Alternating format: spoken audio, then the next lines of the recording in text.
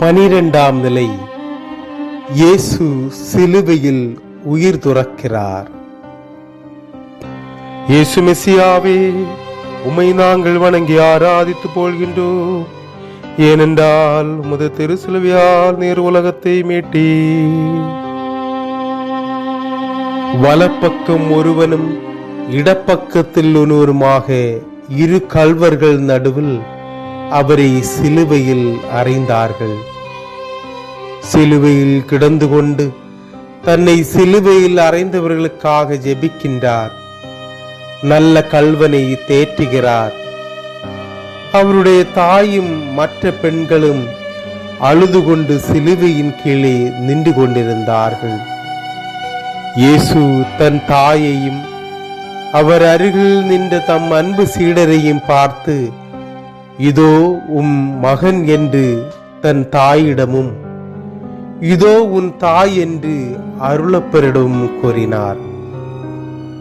அப்பொழுது ஏறக்குறைய நண்பகல் வேளை.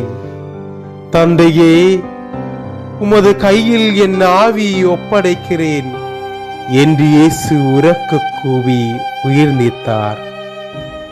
திடீரென கதிரோன் மறைய 3 மணி வரை நாடெங்கும் இருள் உண்டாயிற்று. தேவாலயத்தின் திரை நடுவே கிழிந்து போனது. பூமி குலுங்கியது. பாறைகள் பிளர்ந்தன.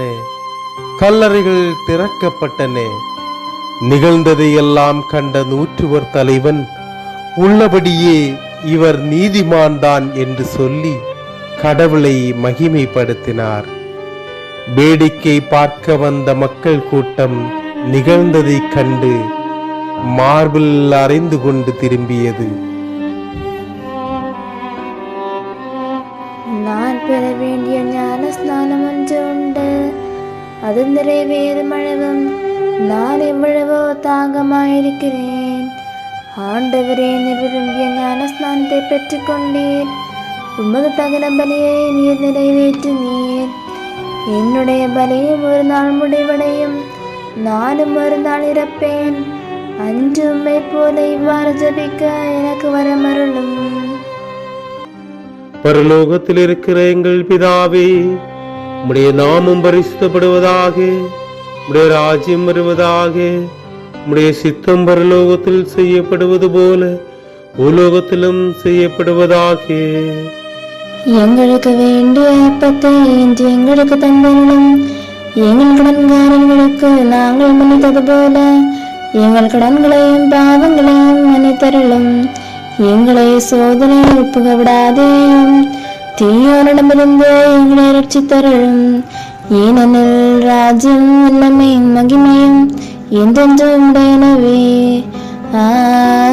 ஆமென்.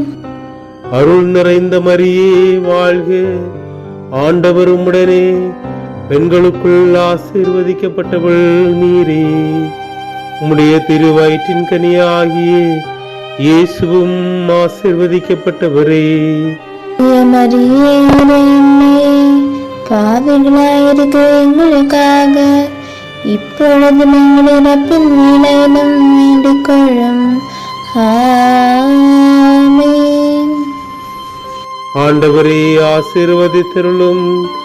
எங்களை ஆசீர்வதித்தருளும்.